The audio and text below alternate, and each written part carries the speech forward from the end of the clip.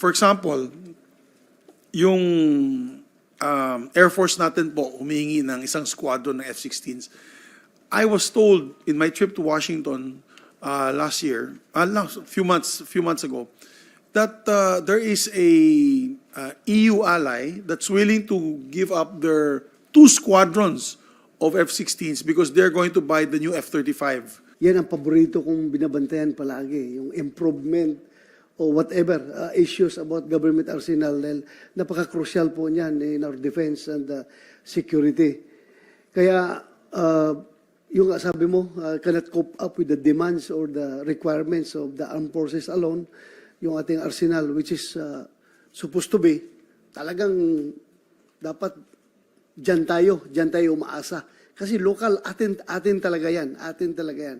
Pagdating ng araw na kinakailangan natin yung bala, pag nagkagira sa buong mundo, wala tayong makukunan ng bala sa ibang bansa, kundi sa atin kung meron tayong sariling paggawaan. Ang question natin ngayon sa buong mundo, handa ba ang Pilipinas ipagtanggol ang sarili niya? Alam naman po natin lahat kung ano ang nangyayari ngayon sa Ukraine. Ang Ukraine po, katulad ng sinabi ng bagong AFP Chief of Staff natin, General Bronner, nakakasurvive sila sa gerang ito dahil ang mga civilian nila ay tumutulong sa military. Ang malaking question ngayon para po sa ating lahat, kailan po ba natin talagang uobligahin ang ating mga kababayan na pumasok na dito sa military service? Kasi puro tayo reklamo. China, binomba tayo ng tubig. Puro tayo salita. Kulang tayo sa gawa.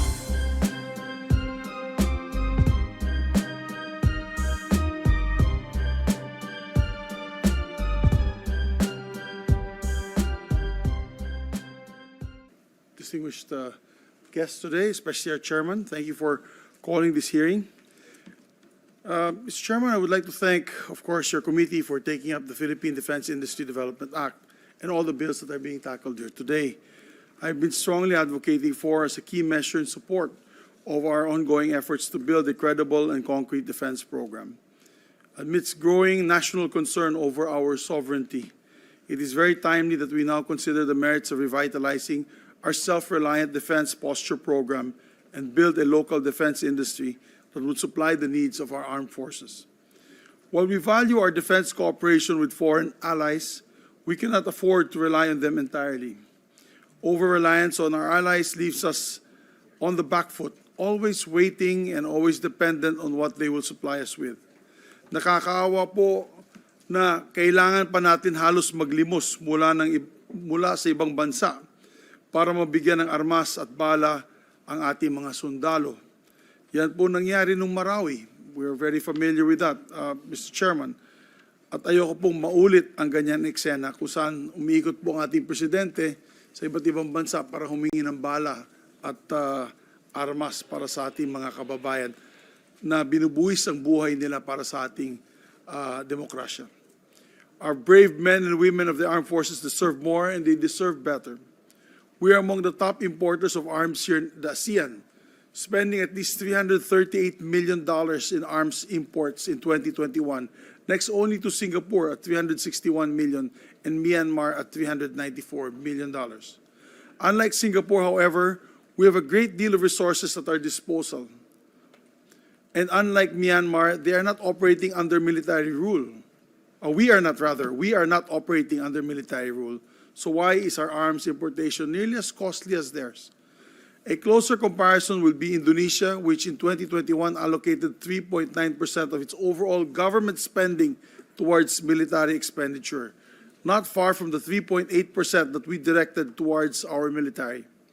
And yet Indonesia's arms imports came at only $68 million, a far cry from our $338 million. Ibig po sabihin, Mr. President, Mr. Chairman, na malaki po ang manufacturing industry ng Indonesia when it comes to their arms and armaments. So maliit lang po ang ini-import nila.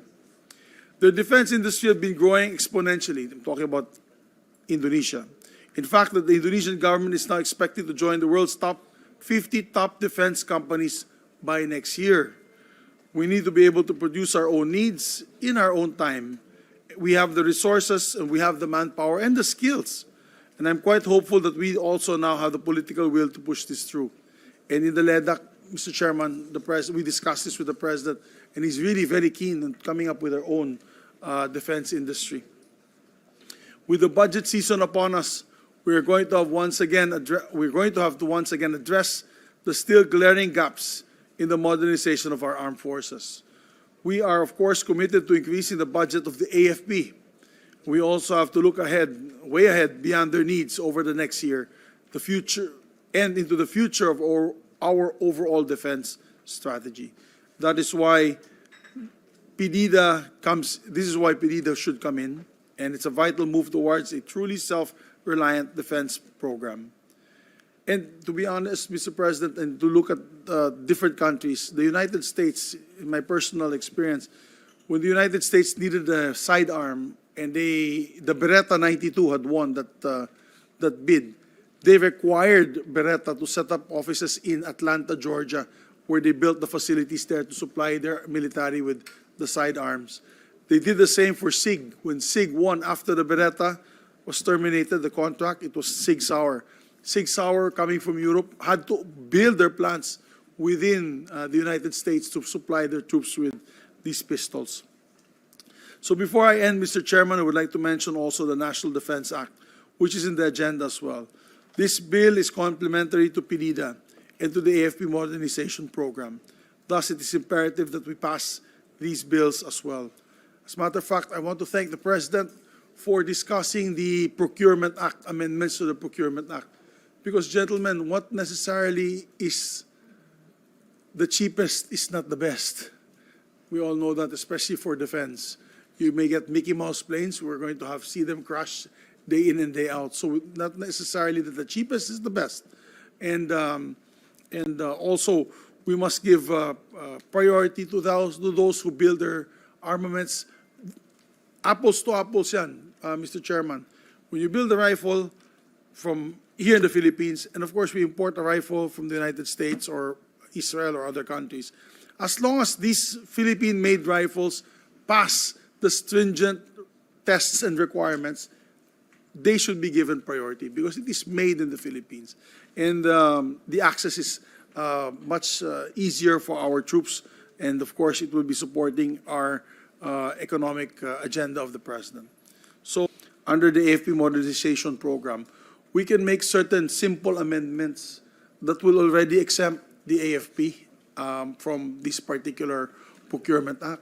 Kasi kung titignan natin yung Procurement Act, mabusisi yan eh. Baka abuti, parang ano yan, parang very controversial because of course you'll have people on the other side saying that it's going to open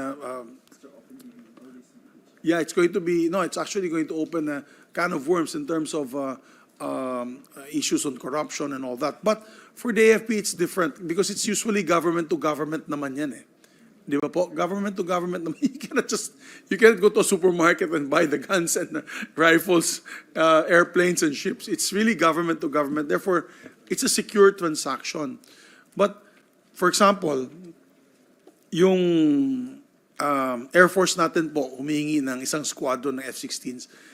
I was told in my trip to Washington last year, a few months ago, that there is a EU ally that's willing to give up their 2 squadrons of F-16s because they're going to buy the new F-35 fighter jets from the United States. These are slightly used. I think they're within 10 years. They're about 10 years old. With all the spare parts, all the training equipment, including yung kanilang simulators, for a fraction of the price of brand new ones. Ang sabi nga daw, for the price of 3 or 4 brand new F-16s, you can get a squadron of these slightly used kasi it's government to government. Tsaka we are all allies in terms of freedom and democracy. Willing po sila magbigay. Ang problema, hindi magalaw. Ang sabi nga ng Undersecretary of Defense ng United States, hindi ma-entertain ng ating mga sundalo at Air Force officials is because of the Procurement Act. They have to buy brand new. Hindi naman natin ma-afford yung brand new. Isang brand new F-16 is almost about close to maybe $80 million together with the support equipment. But for the price of 4, you can buy 2 squadrons that's slightly used. So we'd like to make a motion that the committee will review the AFP modernization program in this National Defense Act, that we put a certain provision where it says that instead of using the word brand new, modern equipment. For example, we will be coming up with a committee report. Instead of using the word brand new, you can put modern equipment. And then, of course, instead of saying, kasi in the Procurement Act, it's the cheapest, it's not necessarily the best. So kailangan dyan talagang has to be state-of-the-art so that hindi tayo babagsak sa cheapest. You want me to repeat the Yes, question? Mr. Chair. Is the current demand for defense supplies and material enough to sustain a self-reliant defense industry? No, Mr. Chair. And is it also true that the government arsenal is currently unable to provide greater than 10 to 20% of the AFP's annual ammunition needs due to chronic lack of raw materials and difficulties with the AFP procurement process? Yes, Mr. Chair. The government arsenal is experiencing difficulties, Mr. Chair. Because, Because of all the equipment, Your Honor. and because of the procurement process also, altogether. Process, Your Honor. Okay. Mr. Chair. Yeah, Yeah, Senator. since you have mentioned about the government arsenal, kasi every budget hearing, yan ang paborito kong binabantayan palagi, yung improvement o whatever issues about government arsenal. Dahil napaka-crucial po niyan in our defense and security.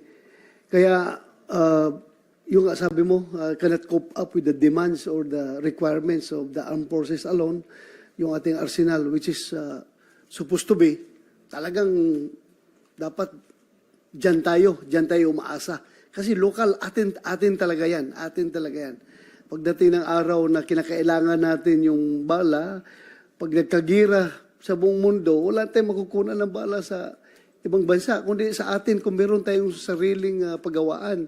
So yan palagi ang tinututukan ko. But apparently, Mr. Chair, over the years, napansin ko, para bang, ewan ko, DND itself or is not keen on improving the government arsenal. Dahil, alam nyo, sa buong Pilipinas, nakikita ko, Mr. Chair, sa buong Pilipinas, yun palang yung nagkakahirapan tayo magbili ng primer dahil nagsimula yung Ukraine War, ganun. Hirapan tayo bumili ng primer. Nalaman ko, sa buong Pilipinas, yung government arsenal lang pala natin ay ang merong machine na gumagawa ng primer. Sabi ni, ewan ko sir, sino bang kuha ngayon? Sinong director ng government arsenal? Jerry Amante. Siya pa rin. Very good kung siya pa rin. Kasi doon na kami nag-start ng discussion namin, Mr. Chair. Tayo lang pala. Sa buong Pilipinas mayroong paggawaan ng primer. And it's very crucial, Mr. Chair. Even yung pinakamalaking kumpanya ng firearms industry dito sa Pilipinas, yung Arms Corps, wala silang paggawaan ng primer. Talaga, nag-i-import pa sila ng primer. At tayo sa arsenal, meron pala. So sana masuportahan natin ito. At alam mo, yung Arms Corps nga, sabi niya, nag-uusap kami, pangarap nila makabili ng ganong klaseng machine. And it require billions of pesos para sila makaproduce niyan. At tayo, meron na pala tayo.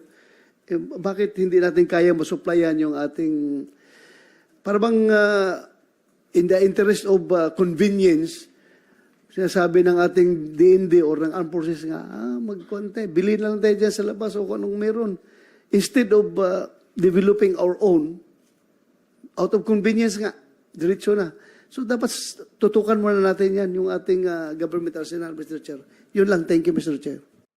Na ipinagpipilitan namin kaming mga pabor na magkaroon ng mandatory military service ang mga Pilipino, parang hirap na hirap pa kami. Hindi ko maintindihan, mahal na tagapangulo, kung bakit parang ang ating mga saligang batas ay minsan mas mababa, nagiging mas mababa sa mga normal na batas.